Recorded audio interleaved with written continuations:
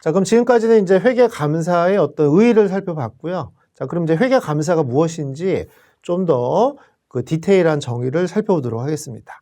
자, 회계감사의 정의를 제일 잘 표현한 게 바로 미국 회계학회에서 내놓는 ASO/BAC라는 어떤 그 저널이 있는데요. 여기서 다음과 같이 정의를 하고 있기 때문에 이 정의가 가장 대표적인 감사의 정의라고 손꼽고 있기 때문에요. 자, 이 내용을 한번 살펴보는데, 자, 일단 영어로 된 거니까 영어로 한번 먼저 읽어보고 진행할게요. 자, 오디팅이라는 건 뭐냐면, 자, 시스테매틱 프로세스라고 돼 있죠. 자, 반드시 그 증거, 에비던스를 자, 그 객관적으로 획득을 하고요. 평가를 하라는 겁니다. 그래서 여기서 중요한 말이 증거를 수집을 해서 객관적으로 획득을 하면서 평가하는 절차다라고 했는데, 그러면 증거는 뭐에 대한 증거냐? assertion, 아까 설명드린 경영자의 어떤 주장과 관련된 증거라는 겁니다. 그래서 주로 economic action이나 이벤트라고 돼 있죠. 어떤 기업이 행한 경제적 사건이라든가 이런 거와 관련된 주장에 대한 어떤 증거를 수집하는 절차가 바로 회계감사라고 보시면 될 것 같아요. 자, 그래서 그 증거를 수집해서 뭘 하냐면 그 주장하고요. 이미 설정된 기준이 바로 회계 기준이겠죠. 그럼 경영자의 주장과 설정된 기준과가 과연 일치하고 있는지에 대한 어떤 확신을 해주는 그런 증거를 수집하는 게 바로 회계 감사라고 돼 있으니까, 첫 번째 회계 감사는 그 obtaining and evaluating evidence를 하는 겁니다. 자, 두 번째는 자, communicating 하는 거예요. 그래서 뭔가 이제 그 그 서로 소통을 하는 건데, 그 결과물을 자, 정보 이용자들, 관련된 이용자들한테 뭔가 보고하는 절차. 그럼 그 보고하는 문서가 바로 감사 보고서였던 거죠. 그래서 그 감사라는 거는 감사 증거를 수집을 하고 그걸 가지고 의견을 만들어서 그 결과를 나중에 보고하는 과정, 이런 게 바로 오디팅이다라고 하니까 앞서서 제가 설명드린 그런 내용과 뭐 일맥상통한데, 이게 이제 구체적인 학계에서 얘기하는 대표적인 회계감사의 정의다라고 보시면 되겠습니다. 그러면 이 회계감사의 정의, 이 문구를 가지고요, 좀 더 하나씩 좀 더 디테일하게 살펴보도록 하겠습니다. 첫 번째가 바로 뭐냐면, 증거를 수집하려면 뭐에 대한 증거냐 이거죠. 바로 경영진들이 주장하는 거에 대한 증거인데요. 앞서 보셨던 이 표현, 자, assertion about economic action and event라고 되어 있으니까 그 부분을 얘기하는 겁니다. 자, 그러면 그 이 주장이라는 건 결국 뭐냐면, 경영진이 그 재무제표에다가 뭔가 그 자기의 결과물을 보고할 거 아니에요? 그럼 거기에 포함된 기업의 어떤 경제적 행위라든가 경제적 사건들이 있을 겁니다. 이거에 대해서 뭔가 경영진들이 주장하고 있는데, 그 주장에 대해서 뭔가 증거를 수집하는 게 바로 감사라고 있을 텐데, 예를 들면 여러분들이 회계를 배우시면 알겠지만 재무상태표라는 곳에 자산에 가보면 유형자산이 있거든요. 그럼 그 유형자산이 실제 이 기업의 자산인 건지 이것도 봐야 되고요. 또 그 금액이 실제로 맞는지도 봐야 되는 겁니다. 그래서 일단 실제 존재하느냐가 실제성이고요. 남의 자산이 아니고 이 기업의 자산인지를 보는 게 권리와 의무와 관련된 주장인 거예요. 또 사실은 자산을 과대평가하는 것도 있습니다만 자산을 누락시킬 수도 있거든요. 그럼 완전성이란 건 뭐냐면, 누락하지 않고 이 기업이 갖고 있는 자산을 모두 보고하고 있느냐, 이런 거와 관련된 주장이 있을 수도 있고요. 또 감가상각에서 제일 중요한 게 유형자산에서 제일 중요한 게 바로 감가상각이거든요. 그럼 감가상각을 회계 기준대로 잘 하고 있느냐, 이게 과연 이런 것이 그 평가와 관련된 경영자의 주장이고요. 그 다음에 이제 회계를 좀 배워보시면 알겠지만 유형자산은 나중에 한국채택 국제기준에 따르면 손상차손이 되었는지를 또 평가를 하셔야 됩니다. 자, 그럼 그 평가와 관련된 부분들. 그래서 손상차손이라든가 또는 그 감가상각과 같은 걸 우리가 평가 및 배분이라고 하기 때문에 이런 것들이 과연 회계 기준대로 되고 있다라고 하는 게 바로 경영진의 주장인데, 이 주장이 맞는지에 관련된 증거들을 수집해서 의견을 많은 게 바로 회계감사다라고 보시면 될 것 같아요. 자, 그러면 이제 두 번째는 바로 아까 설명드린 것처럼 증거를 객관적으로 수집을 해서 평가를 하는 과정이 바로 회계 감사다라고 정의를 하고 있죠. 그럼 어떻게 감사 증거를 객관적으로 그 수집을 해서 평가를 할 거냐? 그 기준이 바로 아까 설명드린 오디팅 스탠다드라는 회계 감사 기준에서 그런 절차들이 잘 나와 있다는 겁니다. 그래서 감사인은 그 자기 주관적으로 회계 감사를 하면 절대 안 되는 거예요. 그 감사인이 회계 감사를 할 때 따라야 될 기준이 있는데 이걸 바로 우리가 회계 감사 기준이다. 그래서 감사인이 회계 감사를 수행할 때 준수해야 될 행위 기준을 우리가 앞으로 오디팅 스탠다드라고 하고요. 이 오디팅 스탠다드의 가장 그 일반적인 그 기준을 뭐라고 하냐면 자, GAAS라고 해서 GAS라고 합니다. Generally Accepted Accounting Standard라고 하는 거죠. 우리가 회계 기준은 GAP이라고 많이 하잖아요. Generally Accepted Accounting Principle. 그러면 그 GAP이라고 해서 갭의 대표적인 게 이제 회계 기준을 얘기하는 것이고 한국 채택 회계 기준 이런 게 갭이라고 본다면 회계 감사 기준을 또 우리가 범용적으로 쓸 수 있는 회계 감사 기준을 GAS라고 하는 것이죠. Generally Accepted Auditing Standard다. 이렇게 표현하고 있다는 거를 기억을 해 주시고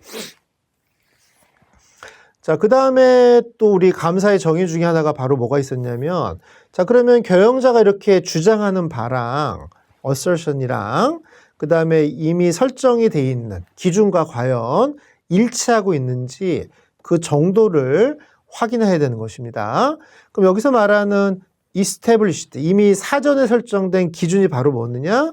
이번엔 또 회계 기준을 얘기하는 것이죠. 자, 이 회계 기준을 앞으로 회계 감사 시간에는 재무보고 체계다 이렇게 좀 어려운 말을 쓸 거예요.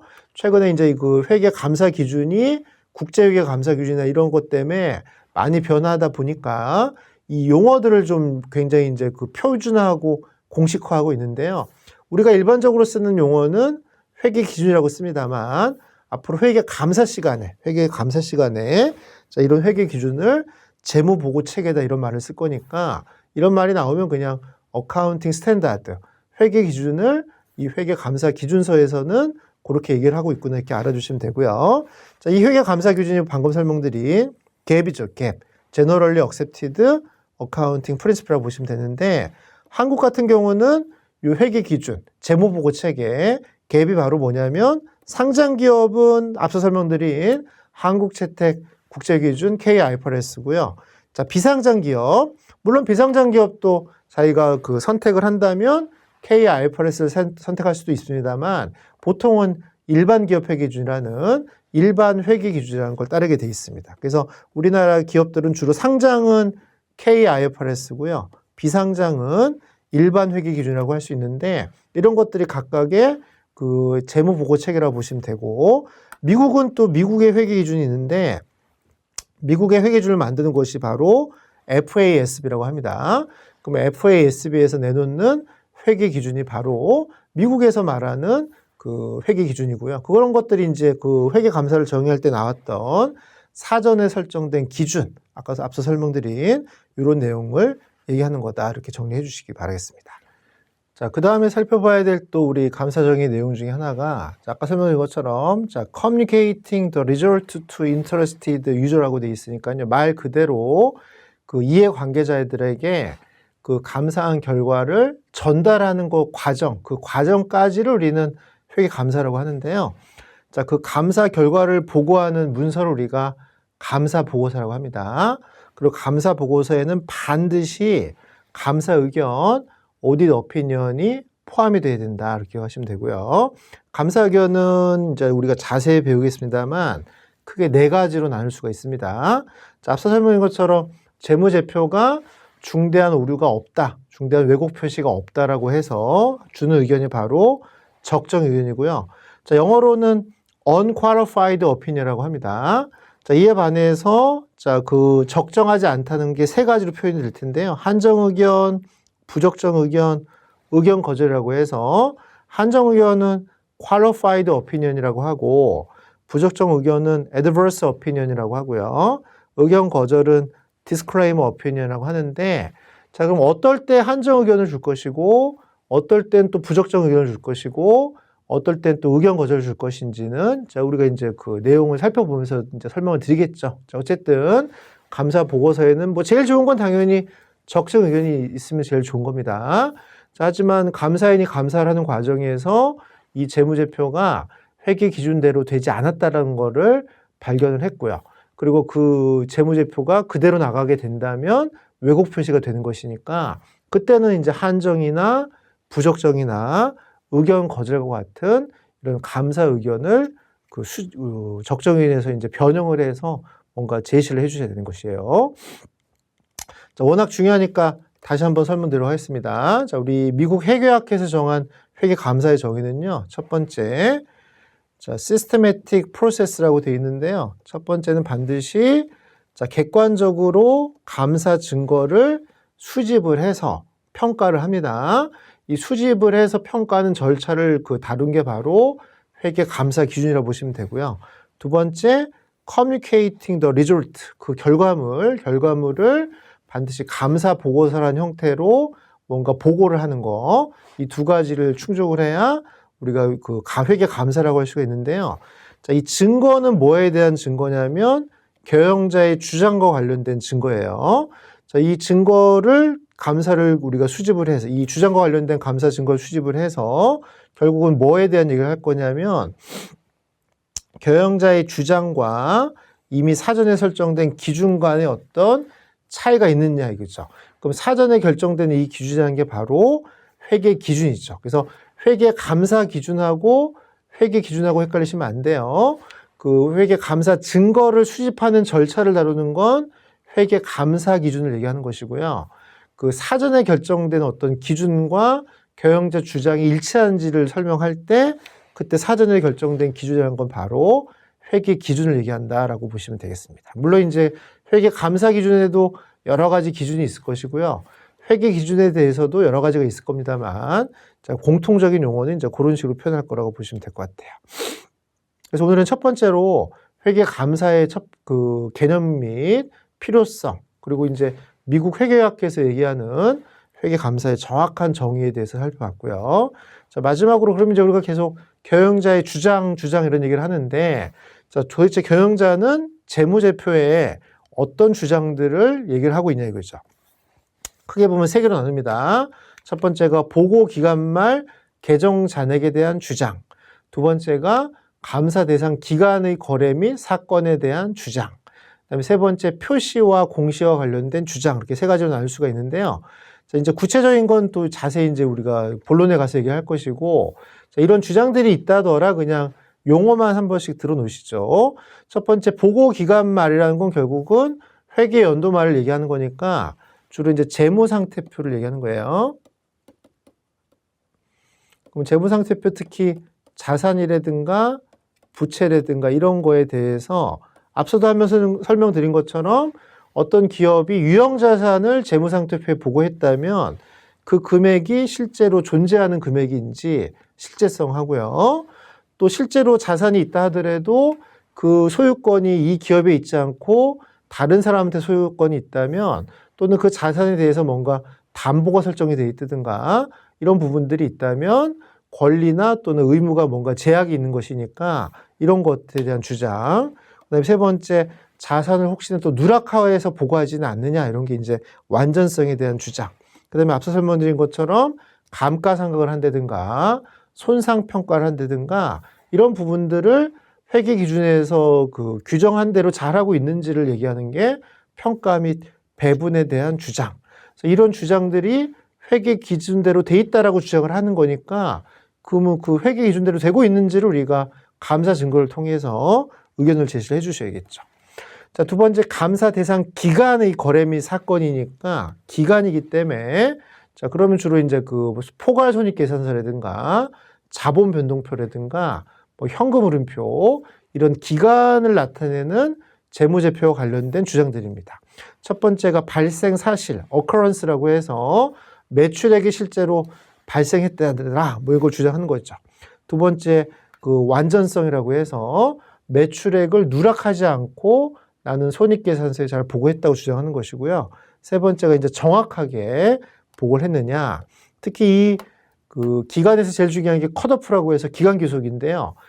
매출액이 있긴 있지만 내년도 매출액을 올해로 보고하면 그건 기간을 잘못 귀속시킨 거잖아요. 그죠? 매출액이 없는 건 아닙니다만 우리가 그 회계라는 건 회계 연도별로 이렇게 구분해서 결과를 보고해야 되기 때문에 이 사건이 단기에 발생한 사건이냐, 전기에 발생한 사건이냐, 아니면 차기에 발생한 사건이냐를 잘 구분해서 보고하는 것도 중요하고요. 근데 분류는 사실은 영업 외 수익인데 영업 수익으로 보고하게 되면 영업이익이 왜곡이 될 거 아니에요. 그죠? 이런 부분이 회계 기준대로 되고 있는지에 대한 주장들이라는 겁니다. 자, 마지막으로 표시와 공시라는 건 주로 이제 주석을 주로 생각하시면 될 것 같아요. 마찬가지로 발생 사실과 관련된 내용, 두 번째가 권리와 의무와 관련된 내용, 세 번째가 완전성, 그다음에 네 번째가 분류와 이해 가능성. 그래서 이해 가능성은 왜 들어갔냐면 그 주석에다 공시를 하다 보면 숫자보다는 이제 말로 표현을 하다 보니까 말을 너무 어렵게 쓰면요. 그럼 도대체 뭔 소리인지 알 수가 없다는 겁니다. 그래서 뭔가 정보 이용자들이 쉽게 이해할 수 있게끔 뭔가 공시가 제대로 되고 있는지도 중요한 것이고요. 마지막에 이제 정확성과 평가에 대한 주장들이 있다. 이렇게 보시면 되는데, 자, 이런 내용들이 이제 우리가 뒤에 가서 자세히 설명 드릴 테니까 앞으로 이런 것들을 경영진의 주장이다라고 표현을 하는구나. 이렇게 알아주시면 되겠습니다. 그래서 오늘은 첫 번째 회계감사의 개요와 관련된 내용들이었는데요. 회계감사의 개념, 정의, 왜 필요한지 이런 내용들을 같이 설명드렸습니다.